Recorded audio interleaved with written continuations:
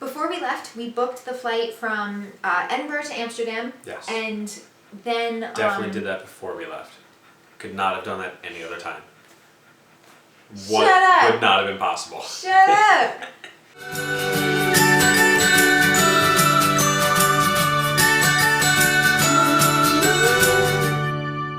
The entire time we were traveling Europe, we brought this book with us. And every time that we spent a dime, a cent, a pence, whatever currency we were using, we were writing everything down in this book. I wrote each day, like the little number here that we were there for, and a list of what we spent and how much we spent, and then we tallied it all up every single day. We also wrote like reference numbers on it. If we had travel plans or booked hostels in advance, we had all of those reference numbers written down. That way, if our phones ran out of batteries, we had all the information that we needed right here. When we came home, we categorized our spending like a bunch of nerds and added everything up to see where all of our money went. And I highly recommend doing this. I thought it came in handy to see where everything was going and to kind of keep track. For example, who wouldn't want to know that they spent €39 on gelato in 45 days? That's a good thing to know. Almost as much as I spent on coffee. Yeah, it was pretty similar, actually. But not nearly as much as we spent on beer, which was like almost €60 on beer.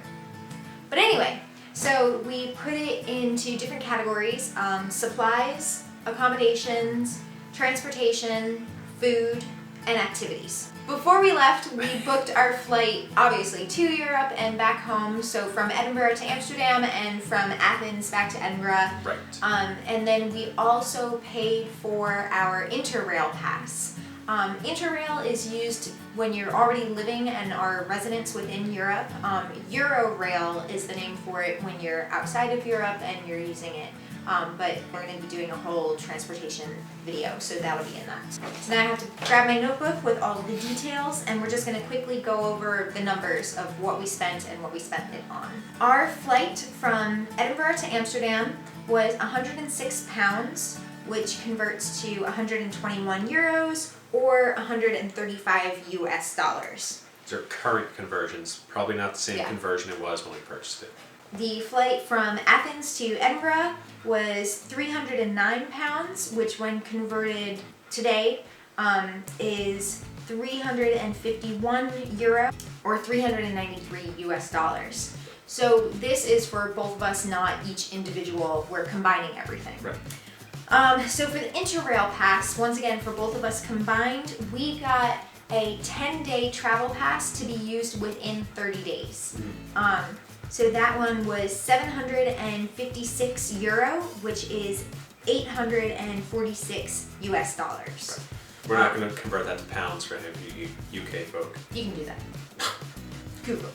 My personal goal while we were out and about traveling, not including what we had already bought and paid for in the UK, was to spend €100 combined per day. Right.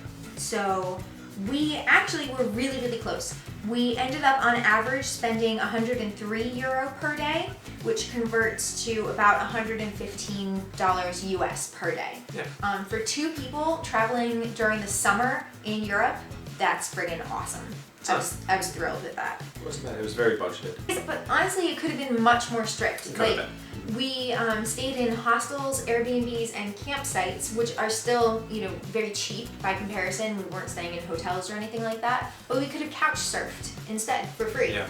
And we chose not to do that. We did that in Ireland, but not during this trip. So there were ways for us to save more, but I was really happy with what we did.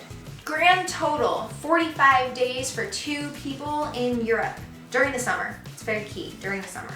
We spent $5,147 or €4,597. Combining what we spent while we were traveling and what we had already pre-booked, we spent a total of $6,521 US or €5,825. Breaking this down into our categories, we spent $1,470 US on accommodations. For transportation, we spent $1,186. we spent $1,698 on food and drinks. That includes the beer, coffee, gelato, everything. Right. Activities, we were very sparse with. Mostly we did tours of the different cities. Free walking tours, you still have to tip at the end. So we usually tipped €20, so €10 each per tour.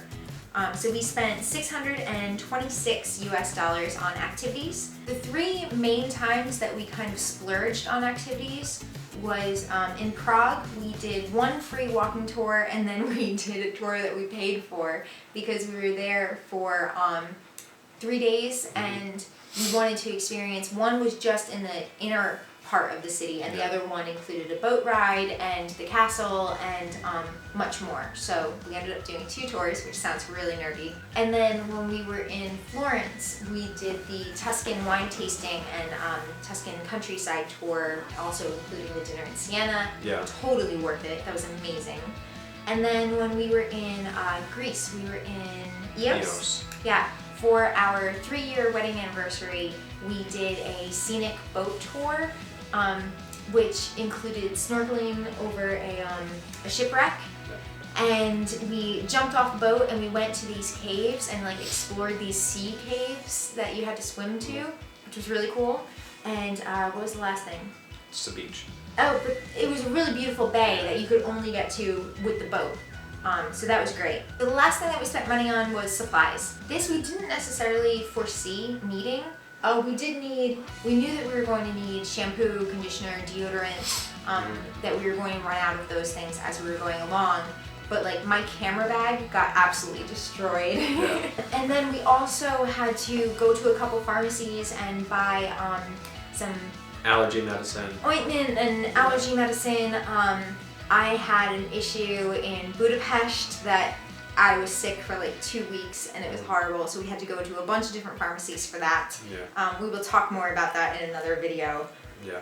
Oh my god, it was this huge thing. So for supplies, we spent a grand total of $165 US. Overall, I'm really happy with what we spent, and it was more than I initially wanted to budget, but the account that we created still had $200 US in it after we got home. It ended up being less than what my absolute, no, that's the max, that's what I feel comfortable with spending. So now I'm getting a part-time job to try to put all my money back into my savings and have more for next time, because we're definitely having a next time. Yeah. So we went to 10 countries in total, and we are planning on doing more of Western Europe in a much shorter trip.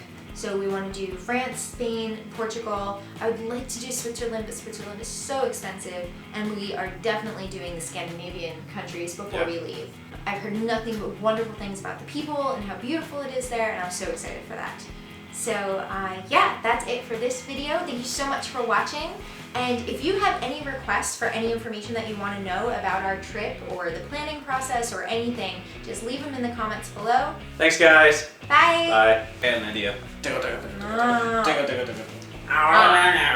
Breaking this down into our categories. Stop.